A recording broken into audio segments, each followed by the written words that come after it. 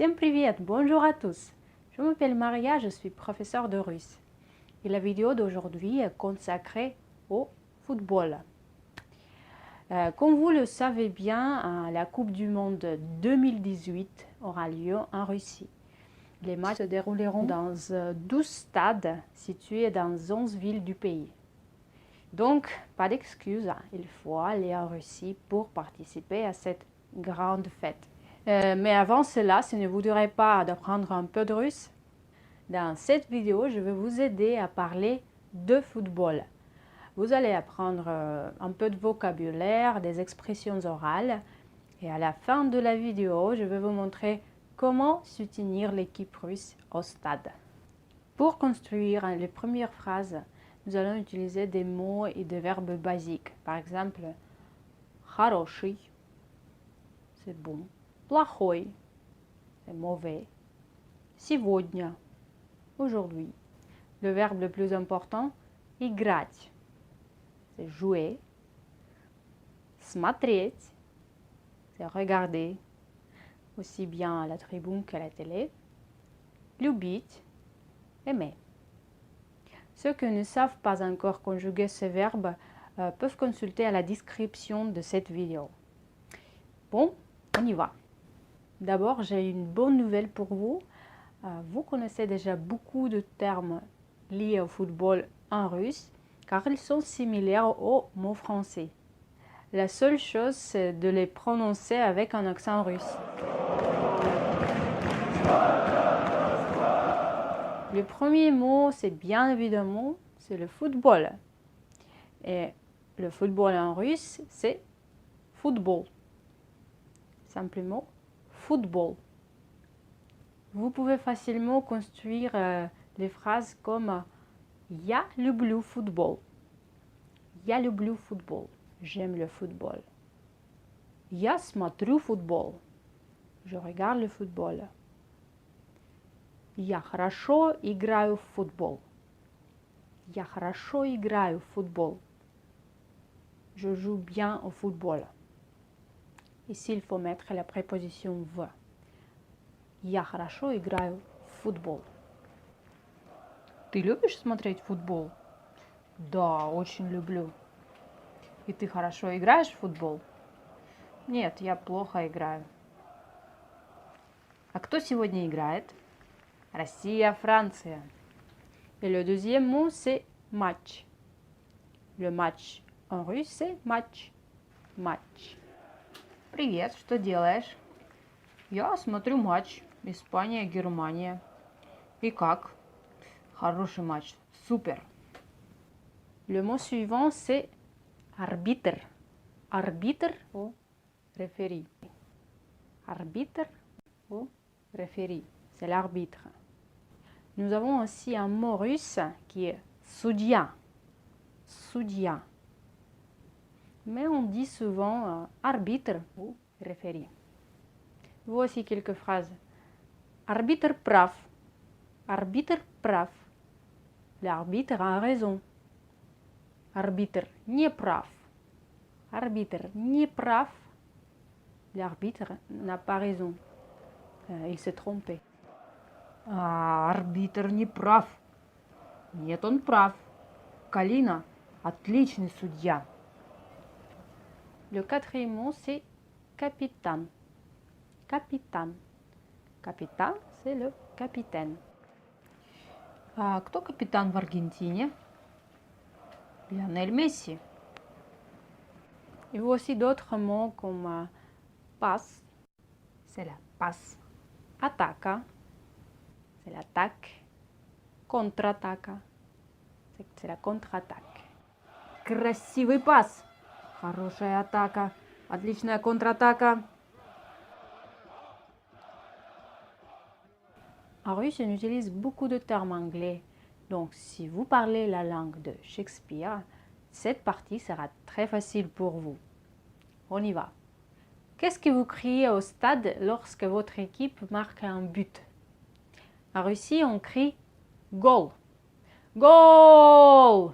Аршавин! Гол! До свидания, Голландия! Мы в полуфинале! Андрей Аршавин! Le mot suivant, c'est stadion. Stadion. Stadion, c'est le stade. Et au stade sera на стадионе. На стадионе. Ты где?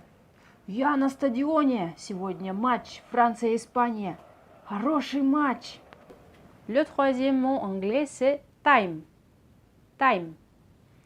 Первый time, c'est la première mi-temps. Первый time. И второй time. Второй time, c'est la deuxième mi-temps. Второй time. Что делаешь? А, смотрю матч. Россия-Аргентина.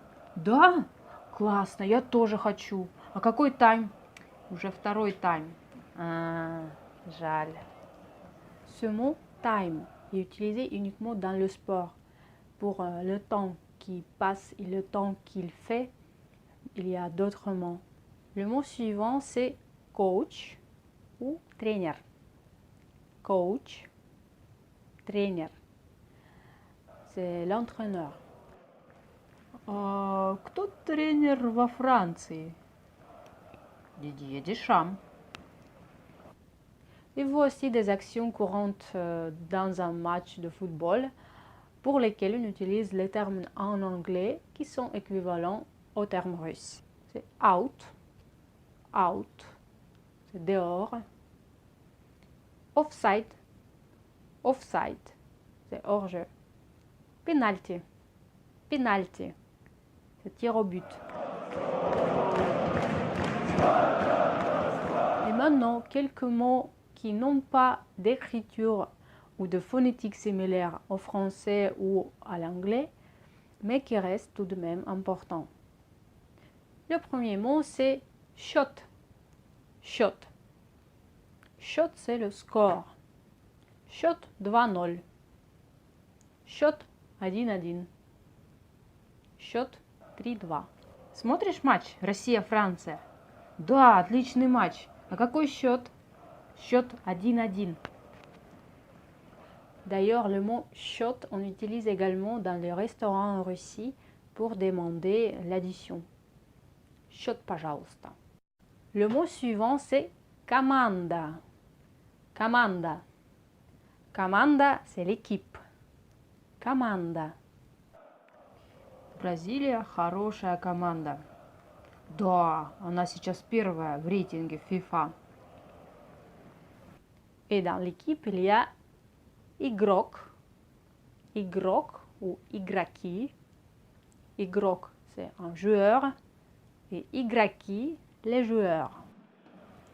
Эх, игроки сегодня плохо играют. Да, счет 0-3. Et dans l'équipe, il y a вратарь. Вратарь. Вратарь, c'est le gardien. Вратарь.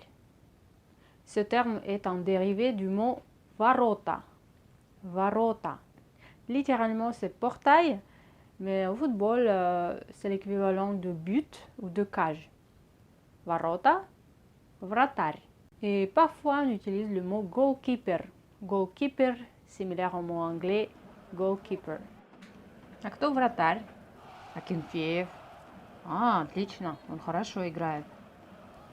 Le mot suivant, c'est мяч. Мяч. Мяч, c'est le ballon. Мяч. Россия контролирует мяч. Хороший пас. Гол! Счет 2-0. Ура! Et le dernier mot, c'est болельщик. Болельщик ou fanat. Болельщик, fanat. C'est le supporter ou le fan. Le mot болельщик prend son origine du mot болеть.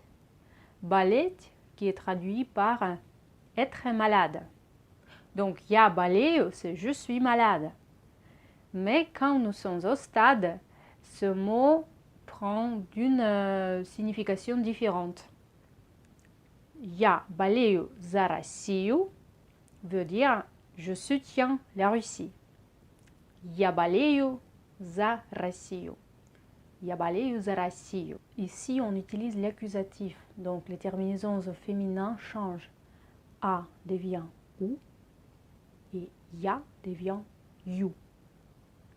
Россия, Россию. Франция, Францию. Argentina, Argentinu. Le masculin neutre et pluriel ne changent pas. Uruguay, Уругвай. Динамо, Динамо. Я болею за Динамо. Я болею за Аргентину. Я болею за Уругвай. А вы за кого болеете? Что делаешь? Смотрю матч. Испания-Уругвай. Да, и за кого ты болеешь? Конечно, за Испанию. А ты? А я за Уругвай.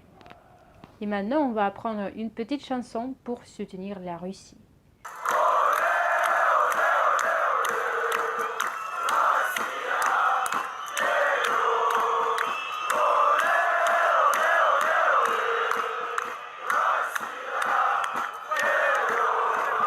Donc, olé, olé, olé, olé, Россия, вперед. Cela veut dire Russie, avance.